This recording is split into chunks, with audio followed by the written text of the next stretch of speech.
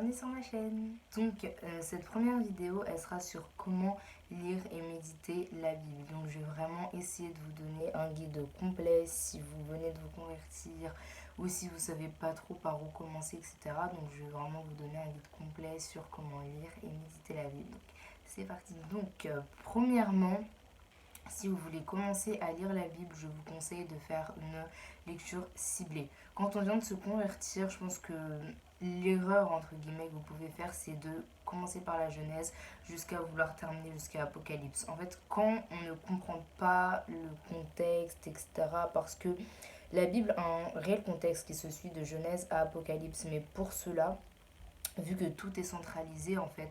Colossiens 2, verset 17 ou 18, si je ne me trompe pas, je le mettrai là, nous dit que la réalité est en Christ. Donc toute la Bible est centrée sur Jésus-Christ. Donc si je ne comprends pas très bien Jésus-Christ, son œuvre et qu'est-ce que l'œuvre de Jésus-Christ a changé, tu ne pourras pas lire l'Ancien Testament avec le même regard que quelqu'un qui comprend parfaitement l'œuvre de Christ et le Nouveau Testament. Donc ce que je peux conseiller aux personnes qui commencent à lire la Bible et qui ne connaissent vraiment rien de la Bible, des histoires de la Bible, etc.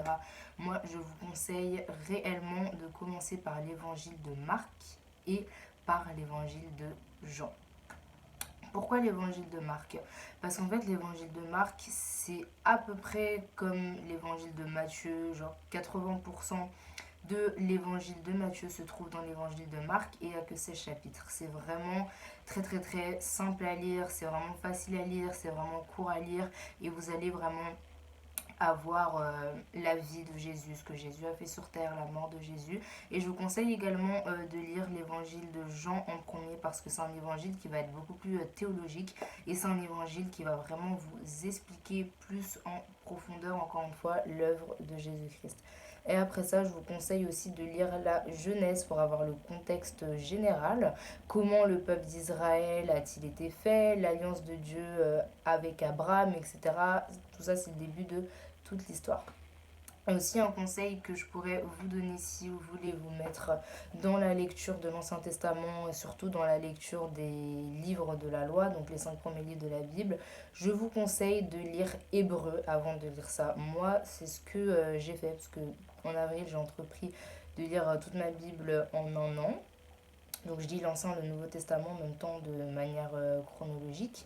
Et donc ce que j'ai fait avant de commencer, enfin c'était pas vraiment intentionnel en fait, je faisais un plan de lecture sur Hébreu et en même temps j'étais en train de lire Exode ou Lévitique et vraiment ça m'a été d'une grande aide parce que Hébreu nous explique vraiment, vraiment la relation entre Jésus-Christ et l'Ancien Testament. Qu'est-ce que Jésus-Christ a changé? Comment maintenant vous devez lire les livres de la loi? Avec quel regard? Hébreu vous explique réellement tout ça d'une excellente manière. Vous allez voir, c'est un trésor. Vous allez comprendre énormément, énormément de choses et votre lecture de l'Ancien Testament va vraiment, vous allez vraiment lire l'Ancien Testament comme il faut le lire aux yeux de l'œuvre de Jésus-Christ. Parce que, comme vous savez, nous ne sommes plus maintenant sous les temps de la loi, nous sommes sous les temps de la grâce. Donc, c'est vraiment pour vous éviter de tomber de retomber en fait dans le joug de la loi, comme les histoires de sabbat, etc. Vraiment, quand c'est clair dans votre tête ce que Jésus a fait et l'œuvre de Christ, vous ne tomberez pas dans toutes ces dérives voilà, de gens qui sont chrétiens mais qui ne suivent que l'Ancien Testament, vraiment mot pour mot, etc. par exemple tout ce genre de trucs. Donc voilà, moi ce que je vous conseillerais, ce serait de commencer par l'évangile de Marc, par l'évangile de Matthieu, ensuite de lire la Genèse, et si vous voulez continuer avec les livres de la loi, je vous conseille avant de lire Hébreu. Donc voilà pour le premier conseil que je pourrais vous donner. Donc du coup, bien sûr, avant tout, hein, avant de passer tout le temps avec Dieu, il est vraiment primordial de prier. Et je vous conseillerais aussi de demander au Seigneur et vous-même aussi de vraiment vous mettre dans l'histoire pour vraiment avoir les contextes. En fait, je dirais que la Bible, c'est un livre qui a été écrit pour tout croyant. Et la Bible, c'est un livre qui parle à tout croyant. Et je pense que c'est une très bonne idée pour mettre en pratique la parole de Dieu, d'appliquer ce que vous lisez à votre vie. Posez-vous la question quand vous lisez la Bible, pas forcément quand vous faites une méditation, mais juste quand vous faites une lecture classique. Moi, je vous conseille vraiment dans votre tête de vous poser la question en quoi ça peut être applicable à ma vie. Vraiment, ne prenez pas les histoires de la Bible comme étant des histoires, mais comme étant des histoires vraies, non pas comme étant des fables ou des trucs. La Bible n'est pas un livre classique, ok? Donc toutes les histoires de la Bible sont des histoires qui nous concernent. Et je pense que si vous voulez vraiment avoir une bonne lecture profonde, approfondie et une lecture intéressante de la parole de Dieu, je pense qu'à chaque chapitre que vous lisez, vous devrez vraiment vous poser des questions, histoire juste que vous n'ouvrez pas votre Bible, vous la lisez et qu'ensuite vous la refermez et que 2 secondes plus tard vous ayez complètement oublié tout ce que vous ayez lu parce que c'est comme si vous veniez de lire 3 4 pages d'un livre en fait et que vous continuez toujours. Non, la Bible est vivante et la Bible nous parle. Le Seigneur parle tantôt d'une manière, tantôt d'une autre et il parle premièrement par sa parole. Donc c'est quelque chose à ne pas oublier. Donc maintenant qu'on a parlé de la lecture de la Bible, je vais maintenant vous parler beaucoup plus en profondeur de la méditation. Donc restez là. C'est vraiment super super super important d'avoir l'habitude de méditer la Bible. C'est super important et je sais qu'il y a beaucoup de chrétiens, nouveaux convertis ou non d'ailleurs, qui ont du mal avec méditer la Bible parce que ils ne savent pas comment faire, ils ne savent pas où aller, ils ne savent pas par où commencer, etc. Donc, je vais vraiment tout vous dire. Alors, premièrement, avec quoi, comment je peux méditer la parole de Dieu? Alors, déjà, comment méditer la parole de Dieu sans oublier les 2 bases des bases. La première base des bases, c'est le Saint-Esprit. Toujours prier avant de méditer, toujours demander au Saint-Esprit de vous conduire, toujours demander au Saint-Esprit que vous écriviez vraiment ce qu'il veut que vous écriviez et ce qu'il veut pour votre vie. C'est hyper, hyper important. Et la deuxième base des bases, bien sûr, c'est la parole de Dieu, la Bible. C'est super important. Donc moi, j'ai la Bible second 21 comme ceci. Donc elle coûte vraiment pas cher, elle coûte 2 euros. D'ailleurs, j'aimerais bien m'acheter une nouvelle Bible. Mais du coup, moi, j'ai celle-là. J'ai la second 21. Donc ça, c'est vraiment les bases des bases pour méditer la Bible. Ensuite, vous pouvez utiliser des outils en plus. Donc, je vais essayer de vous donner des outils pour vraiment enrichir vos études bibliques et pour qu'elles soient vraiment beaucoup mieux. Donc là, je vais prendre une autre Bible. Donc, c'est celle-ci. C'est le Nouveau Testament version recouvrement. Alors ça, c'est un Nouveau Testament d'études qui est gratuit et qui est vraiment très très très très très détaillé des fois par verset, etc. Donc là, je vous ouvre vraiment une page. J'essaie de vous ouvrir une page où il y a un peu plus de méditation pour que vous voyez bien. Donc voilà, je sais pas si vous voyez trop bien avec le soleil, mais donc là, c'est le texte biblique. Je suis désolée, je ne sais pas du tout si on voit. Et ici, vous avez les méditations, mais je pense que vous voyez à peu près quel est le principe. Enfin, je dis les méditations, mais vous avez du coup les études.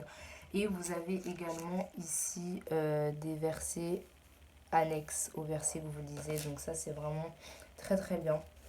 Donc il n'y a que le Nouveau Testament. Je vais vous retrouver le lien, je vous le mettrai dans la barre d'infos si vous voulez l'acheter. Ça agrémente vraiment vraiment vos méditations, c'est vraiment génial. Et si vous avez également le budget, ou si on vous en offre, ou si vous pouvez vous en acheter une, etc. La Bible d'études, ça c'est une Bible d'études entière qu'on m'a offerte. Et cette Bible d'études, elle est vraiment géniale, franchement. Elle est vraiment bien. Si vous voulez aussi que je vous la présente un peu plus en profondeur, je le ferai, ne vous inquiétez pas.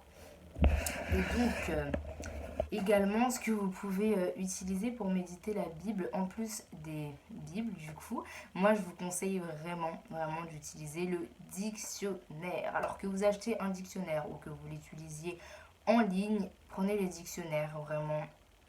On va voir après, je vais vous montrer une de mes méditations et vous allez voir à quel point le dictionnaire est important pour réellement décortiquer la parole de Dieu, pour décortiquer thème par terme et pour vraiment savoir précisément de quoi on parle. Pour vraiment viser un sujet particulier, le dictionnaire, c'est hyper important. C'est vraiment vraiment bien. Et avec le dictionnaire, je vous conseille également d'utiliser le lexique biblique. Donc le lexique biblique, c'est un outil qui va en fait vous traduire c'est une sorte de dictionnaire grec et hébreu. Donc ça, ouais, grec antique et hébreu. Et donc du coup, moi j'ai une application qui a un lexique biblique intégré. Donc vous cliquez, c'est la version 8 secondes. Vous avez le texte biblique. Je vais essayer de vous mettre une photo genre ici. Donc vous avez le texte biblique.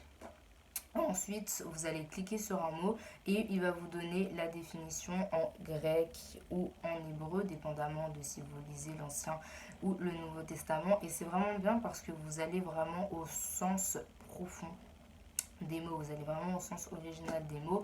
Et si vous voulez aller encore plus loin avec ça, sur la même application, vous avez ce qu'on appelle une Bible interlinéaire. Donc là, ça vous traduit réellement mot par mot la Bible comme elle a été retranscrite en grec ou en hébreu. Donc ça vous traduit en français, mais sans les contextes grammaticaux, etc. Encore une fois, je vous mettrai une photo ici et je vous la montrerai. Donc vous pouvez l'acheter ou bien vous avez une version en ligne avec l'application en question.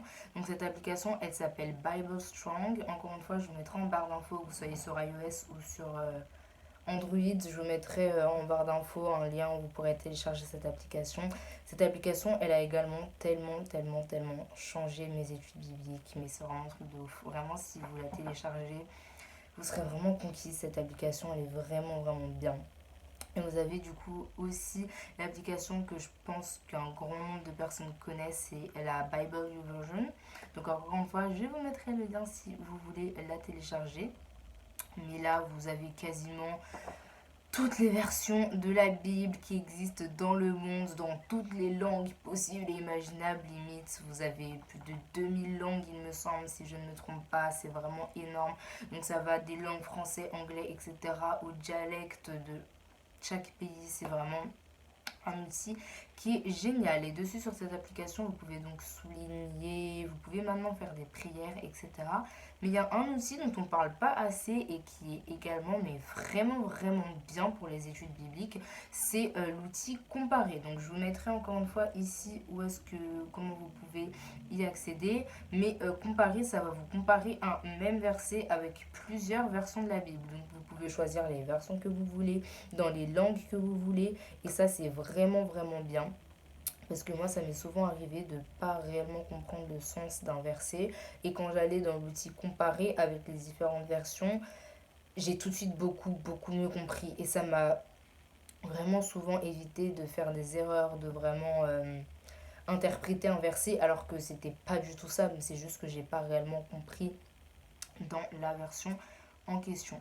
Donc voilà, là je vous ai dit vraiment tous les outils que j'utilise pour méditer la Bible, tout ce que vous pouvez du coup utiliser pour méditer la Bible et donc où est-ce que moi je médite la Bible. Donc ça, vous voyez vraiment ici, ça c'est vraiment le premier truc que j'ai eu pour méditer la Bible quand je me suis convertie en 2017.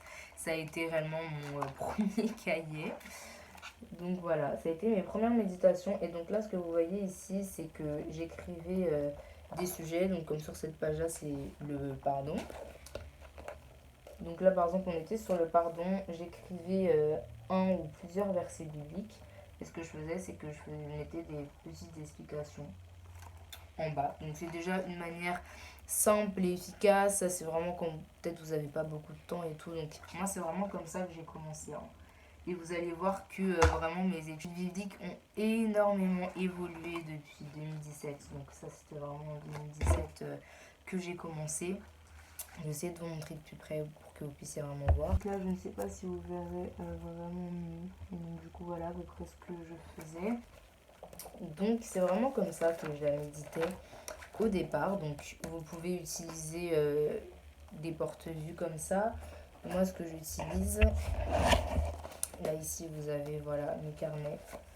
Donc là, voilà, ça, c'était le deuxième. Ensuite, j'ai utilisé ça. Et là, pour l'instant, j'en suis à là. Donc ça, c'est vraiment tout, mes outils. C'est vraiment comment je médite la parole. Donc, je vais vous montrer, je vais essayer de vous montrer un exemple de méditation pour que vous puissiez vraiment voir de façon pratique comment est-ce que personnellement je médite la Bible. Donc je vais vous montrer une méditation d'un chapitre et également d'un sujet. D'un sujet type, comme je vous ai montré là, le pardon, la joie, la prière, la grâce de Dieu, etc. Donc je vais essayer de vous montrer de méditation. On va survoler parce que c'est des méditations sur lesquelles je vous ferai peut-être des vidéos, etc.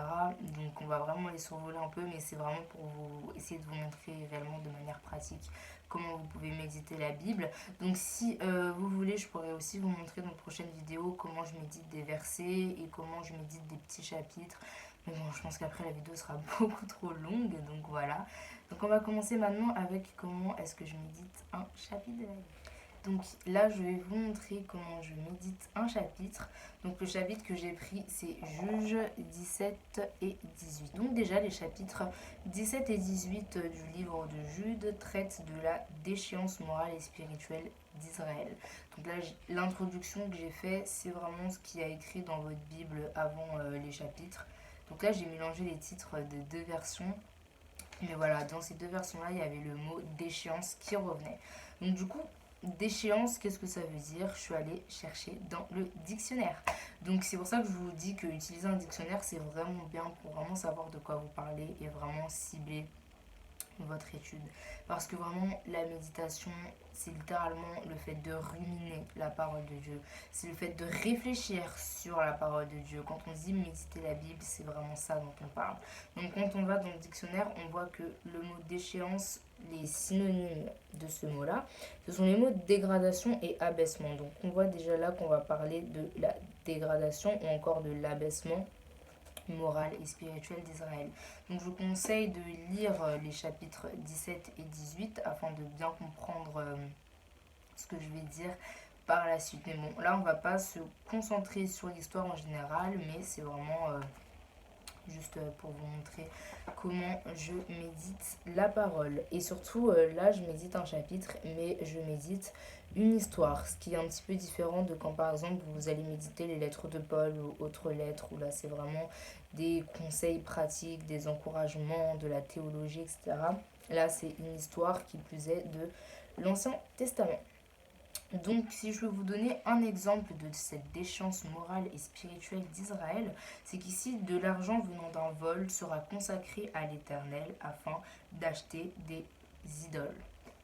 Donc là déjà on voit que c'est un exemple même de la déchéance morale et spirituelle d'Israël. Donc moi ce que je fais quand je médite sur des chapitres et quand je médite sur des histoires, c'est que je vais vraiment reformuler en fait l'histoire avec mes mots et je vais essayer d'en tirer des principes. Donc par exemple, dans les chapitres de Juges 17 et 18, qu'est-ce que j'en ai retiré par rapport à la déchéance morale et spirituelle d'Israël?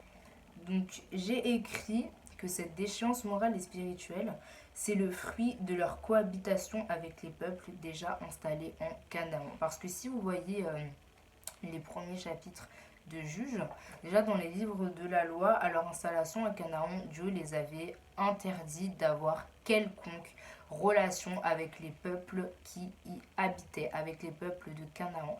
Il leur avait expressément dit de vouer tous ces peuples-là à l'Éternel.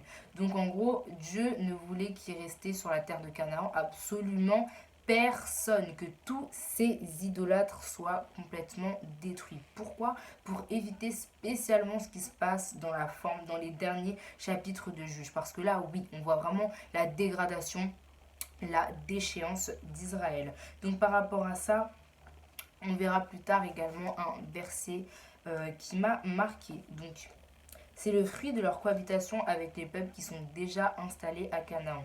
Donc qu'est-ce qu'on peut en retirer de tout ça? J'ai écrit du coup que Dieu sait pourquoi il fait toutes choses et il est important de toujours obéir à Dieu pour ne pas finir dans ce genre de situation.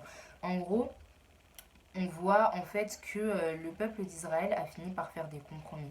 Parce que je vous ai bien dit que Dieu leur a demandé en gros de tuer toutes les personnes de Canaan, donc de vouer à l'Éternel toutes ces personnes, parce que c'était leur jugement, c'était vraiment le jugement de Dieu envers ces peuples-là. Rappelez-vous qu'on est sous les temps de la loi et qu'on n'est pas sous les temps de la grâce. Mais eux, les Israélites, qu'est-ce qu'ils ont fait? C'est qu'ils n'ont pas tué tout le monde, ils n'ont pas voué tout le peuple à Dieu. Du coup, ça fait que dans beaucoup d'endroits du peuple d'Israël, dans à peu près tous les territoires de toutes les tribus, il y avait des Cananéens, donc il y avait des Philistins, les Yébousiens, etc., qui étaient restés sur le territoire. Du coup, au lieu de vouer toutes ces personnes à l'Éternel, ils ont commencé à cohabiter avec eux. Donc ils ont commencé à leur parler, à avoir des relations avec eux. Certains se sont même mariés avec eux, ce que Dieu avait totalement proscrit. Et les compromis, ça mène à quoi? Ça mène au péché. Les compromis mènent au péché qui mène à la mort. Et c'est vraiment ce qu'on peut retirer, par exemple, des chapitres Juges 17 et 18. Et le verset qui m'a vraiment marqué, donc j'ai écrit, le verset 6 résume bien tout cela. Chacun faisait ce qui lui semblait bon. Donc ça, c'est un autre truc à faire quand vous méditez la parole de Dieu. Moi, je vous conseille réellement d'écrire. Donc là, j'ai écrit, hop, en rouge les versets qui marquent par rapport au chapitre. Pourquoi? Alors, moi j'ai remarqué, après c'est mon cas, que j'arrive beaucoup mieux à retenir beaucoup de versets bibliques quand je les écris pendant mes méditations plutôt que quand juste je les souligne dans ma Bible. Donc moi je vous conseille vraiment d'écrire. En vrai, je vous conseille de faire les deux. Je vous conseille de souligner et d'écrire. Vous allez voir que ça va vraiment rentrer et que vous apprendrez plein de versets bibliques comme ça. Et donc du coup, j'ai fait disons, une méditation dans la méditation, donc je me suis un peu plus appuyée sur le verset 6 pour pouvoir donc l'expliquer.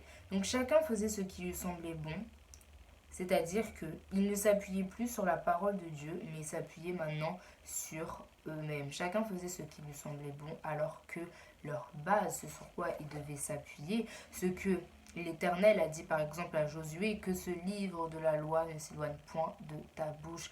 Médite le jour et nuit pour agir fidèlement selon ce qui est écrit. C'est alors que tu auras du succès dans tes entreprises. C'est alors que tu réussiras. Et ce que le peuple d'Israël a oublié, c'est ça, que ce livre de la loi ne s'éloigne point de ta bouche. En tant que chrétiens, nous devons nous appuyer sur la parole de Dieu et uniquement sur la parole de Dieu et sur rien d'autre. Que la parole de Dieu ne soit notre base. Ici, le peuple d'Israël a fait des compromis par rapport au peuple de Canaan. Mais nous ne devons pas faire de compromis avec le péché. Vous savez, je vous mettrai le verset. Mais Paul nous dit dans l'Ancien Testament que le peuple d'Israël et toutes les erreurs que le peuple d'Israël a commises doivent nous servir d'exemple pour nos propres vies. Donc quand je vous dis que quand vous lisez l'Ancien Testament, essayez de l'appliquer à votre vie, c'est parce que tout ça est écrit dans la parole de Dieu pour vraiment pointer les erreurs de l'humanité, parce que ce n'est pas seulement propre au peuple d'Israël, mais c'est propre à absolument toute l'humanité. Donc c'est vraiment quelque chose qui est très très très important à faire. Donc ensuite, encore une fois, comme je vous ai dit, vraiment essayez quand vous lisez des histoires de vraiment reformuler l'histoire, de vraiment raconter l'histoire de façon à ce que ça puisse percuter et à ce que ça puisse vraiment vous que vous puissiez vraiment vous en souvenir et que vous puissiez vraiment surtout appliquer ça dans vos vies. Donc du coup, ce que j'en ai encore retenu, ce que j'ai encore écrit de la déchéance morale et spirituelle du peuple d'Israël. Donc si vous lisez Juges 17 et 18, là je parle spécifiquement de Juges 17, mais lisez les deux, c'est important. Je dis donc, au fil du temps, encore aujourd'hui, beaucoup se sont éloignés de la vérité de la parole en faisant ce que bon leur semblait et ont ainsi créé des religions qui ont fini par fortement s'éloigner de la doctrine biblique. Parce que dans cette histoire-là, on voit réellement que le peuple d'Israël s'est clairement éloigné. On voit que de l'argent volé est consacré à l'Éternel pour construire des peuples d'idoles. Les gens se font leur propre temple d'idoles. Et c'est vraiment quelque chose qu'on va voir dans le chapitre suivant. Donc c'est également ce que j'ai tenté d'expliquer, vu que là d'ailleurs j'en ai fait deux en un des chapitres. Donc du coup dans le chapitre 18, on voit vraiment que tout ça s'aggrave parce que à cause des compromis. Donc pour qu'on puisse vraiment comprendre et s'appuyer sur compromis, qu'est-ce que c'est? Encore une fois, je suis allée dans mon dictionnaire et je suis allée chercher la définition. Donc compromis, c'est un état intermédiaire, c'est un arrangement. On s'arrange avec l'ennemi parce que les peuples de Canaan étaient les ennemis normalement du peuple d'Israël. Mais le peuple d'Israël, au lieu de vouer à l'Éternel les ennemis, se sont alliés avec l'ennemi. Et donc, on voit dans le chapitre 18 que la tribu de Dan a fini par perdre son territoire. Pourquoi? À cause du compromis. Donc, ils se sont mis à chercher un territoire, alors que normalement ils devaient déjà en avoir. Mais parce qu'ils ont fait des compromis, ils ont fini par perdre ce qu'ils avaient. Donc quand Jésus nous dit dans la parole, à celui qui n'a pas, on le retirera même ce qu'il a, c'est à peu près la même chose. Donc vraiment, les compromis, ça a évité. C'est d'ailleurs ce que j'ai écrit. Les compromis finissent toujours mal. On ne compromet jamais sa relation avec Dieu. Donc là, vous voyez que j'ai fini par retirer, en fait, en retravaillant l'histoire, en la réexpliquant, vous finissez par retirer des choses qui peuvent être complètement applicables à votre vie. Donc les compromis finissent toujours mal, il faut toujours s'appuyer sur la parole de Dieu, que on ne fait pas ce que bon nous semble, mais on fait ce que Dieu dit que nous devons faire en fait. Vous voyez. Donc c'est vraiment ça méditer, c'est vraiment ça, on rumine, on réfléchit, c'est vraiment comme ça qu'on en vient à ces phrases percutantes et qui peuvent vraiment vous aider dans la vie de tous les jours. Donc réellement ce que j'ai écrit en conclusion de ces deux chapitres, c'est vraiment quand Dieu n'est pas maître sur ta vie, c'est le carnage complet, c'est l'anarchie. Encore une fois, l'anarchie, qu'est-ce que c'est? C'est un état de trouble et de désordre dû à l'absence d'autorité et de loi. Donc à l'absence d'autorité et de loi, c'est que le peuple d'Israël a fini par perdre l'autorité suprême qui est Dieu. Et on va voir que ça va leur coûter très très cher dans la suite des chapitres. Je ne vais pas vous spoiler. Faut vraiment lire Juge, c'est un... De toute façon, tous les livres de la Bible sont extraordinaires, mais Juge, c'est vraiment un très bon livre. Donc, ce qu'on peut vraiment en retenir du coup de tout ça, c'est encore un verset qui est l'obéissance vaut mieux que les sacrifices. D'ailleurs, plus vous méditerez la Bible, plus vous aurez des versets et plus vous pourrez faire des... Par exemple, là, j'ai cité un Samuel dans ma méditation. Donc puis vous pourrez faire des références. Voilà, vous pourrez faire vraiment des références et au fil du temps, vous pourrez arrêter de chercher sur internet et le Saint-Esprit va vraiment vous donner les versets. Vous pourrez vraiment mettre des versets, des références, des choses annexes, etc. de votre tête à force de retenir les versets, à force de méditer, etc. etc. Donc voilà pour comment je médite un chapitre. Maintenant, on va voir comment je médite sur un sujet en particulier. Du coup, comme sujet, j'ai décidé de vous montrer ce que j'ai fait par rapport à la grâce de Dieu, qui est quelque chose de central dans la doctrine biblique. Et quand je vous parlais de régime de la grâce, est-ce que le Seigneur Jésus a institué la grâce, c'est vraiment le thème central. Donc, on va voir un petit peu en détail comment j'ai médité dessus. Donc, moi, je me suis appuyée sur la définition du dico, mais des fois, je m'appuie également sur... Vous allez voir, hein. De toute façon, on va faire des study with me et vous verrez que des fois, je m'applique vraiment sur le lexique biblique, donc je m'appuie vraiment sur les termes grecs et hébreux que j'ai vraiment décortiqué, etc. Mais là, je trouvais que le dictionnaire, c'était très bien. Donc là, je vais écrire la grâce, un mot qu'on entend souvent. On remercie souvent le Seigneur Jésus-Christ pour sa grâce. Mais, et là, quand je médite sur des sujets, je fais quelque chose que je vous invite tous à faire, c'est de vous poser des questions. Posez-vous des questions. Par exemple, si vous faites une étude biblique sur la tentation, posez-vous des questions. La méditation, concrètement, la tentation, pardon. Si vous faites une étude biblique sur la tentation, posez-vous la question, par exemple, qu'est-ce que la tentation? Donnez une définition simple du dictionnaire. Concrètement, la tentation, c'est quoi? Selon la Bible, la tentation, c'est quoi? Qu'est-ce que la Bible nous apprend sur la tentation? Qui nous tente? Comment on est tenté? Comment s'en sortir? Posez-vous des questions, c'est très important. Donc là, j'ai écrit concrètement la grâce de Dieu, c'est quoi? Tout simplement. Donc, définition simple du dictionnaire. Je suis allée voir dans le dictionnaire et j'ai marqué les définitions de la grâce. Donc, je vais vous lire les définitions. J'ai trouvé faveur accordée à quelqu'un pour lui être agréable. Première définition. Remise de tout ou partie de la peine d'un condamné ou peine moins forte. Deuxième définition. Don ou secours surnaturel que Dieu accorde aux hommes pour leur salut. Troisième définition. Et donc là, ce que j'ai fait, c'est que j'ai pris les trois définitions parce que j'ai trouvé vraiment génial les définitions de la grâce de Dieu du dictionnaire et je les ai vraiment expliquées par rapport à la parole de Dieu. Donc, on va faire la première définition ensemble et je vous invite à la maison à faire les deux autres définitions par vous-même. Donc, je vais vous mettre les définitions ici.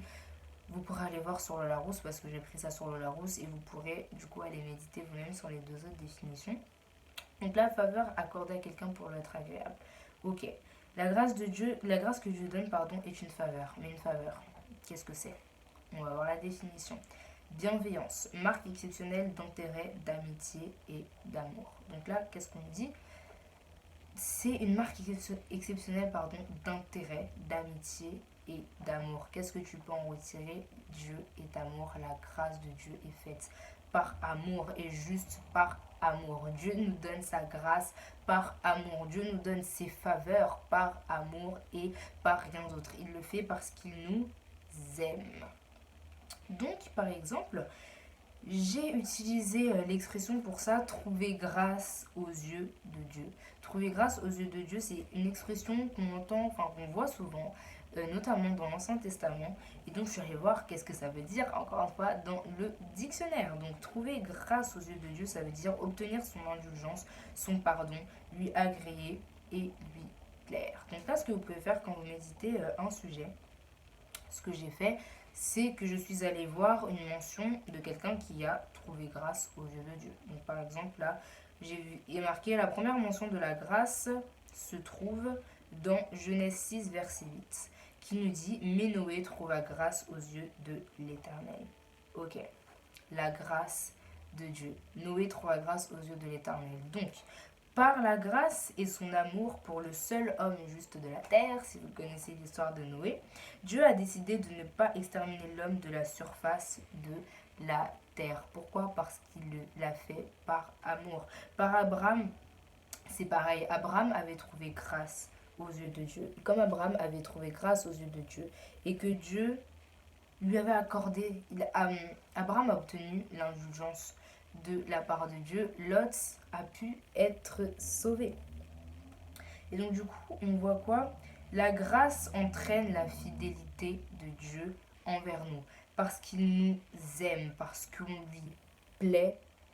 Et que, moi je pense que aussi, ce que j'en avais retiré, c'est que la grâce, c'est des cadeaux. Ce sont des cadeaux de Dieu. Donc la fidélité de Dieu, encore une fois, qu'est-ce que c'est? J'ai écrit encore que c'est son dévouement complet envers nous. Il est attaché à nous. Sa fidélité fait qu'il ne manque pas à une promesse. Il ne trahit pas un serment. Par la grâce de Dieu envers Abraham, Lot a été sauvé de Sodome. Donc la grâce de Dieu entraîne la fidélité de Dieu et entraîne la fidélité de Dieu en ses promesses. Nous avons trouvé grâce aux yeux de Dieu lorsque nous avons accepté Jésus-Christ comme Seigneur et Sauveur. On plaît à Dieu parce qu'on a eu la foi d'accepter le Seigneur Jésus-Christ comme Seigneur et Sauveur. Et d'ailleurs, une traduction de la foi, c'est le mot fidélité. Dieu, par sa grâce qu'il a envers nous, ne trahit pas ses promesses. Quand Dieu vous promet quelque chose, Dieu n'est pas un fils d'homme pour mentir, ni un fils de l'homme pour se repentir.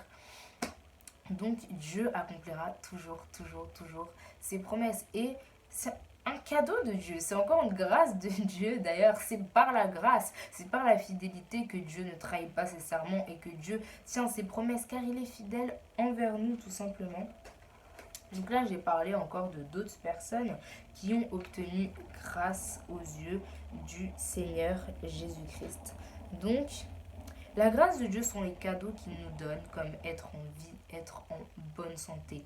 Dieu fait tout ça, encore une fois, par amour, par amour, par amour. Donc, comme je vous ai dit, je vous laisse pour le reste méditer par vous-même. Ah oui, j'avais mis des versets. Donc là, si vous voulez aller lire quelques versets, on ne mérite pas tout ça, mais Dieu le donne par amour. Donc Dieu donne tous ses cadeaux par amour. J'ai fait Ésaïe 43, verset 4 et Jérémie 33, verset 3. Je vous mettrai encore une fois 31, pardon, verset 3. Je mettrai encore une fois les versets à côté. Donc ce que j'avais écrit pour la conclusion de cette première partie, c'est que au fil de l'histoire de l'Ancien Testament, la grâce et autres bienfaits de Dieu se sont orientés vers son peuple, le peuple d'Israël. En effet, tout ceci était l'ombre des choses à venir, donc comme Colossiens 2, 17 nous le dit.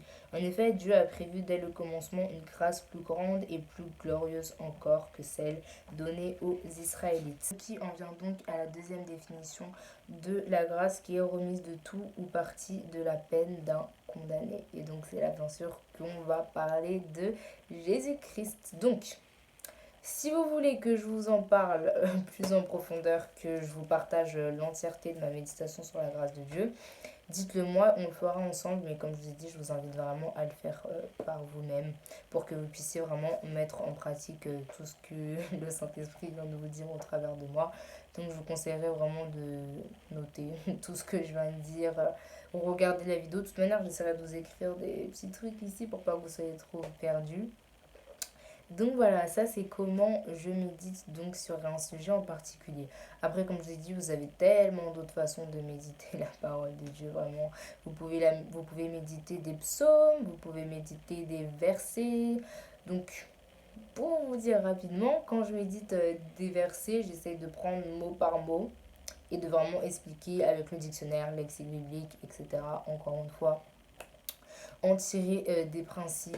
Donc là, je vous dis vraiment en gros, parce que je vous ai dit qu'on ne rentrait pas dans le détail de ça, sinon la vidéo serait vraiment beaucoup trop longue. Déjà, je sais absolument pas combien de temps elle dure là maintenant.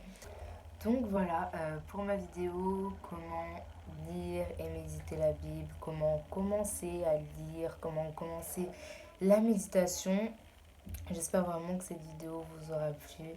Donc voilà, excusez encore la qualité de la vidéo, si des fois je trouve pas mes mots, mes montages, etc. etc.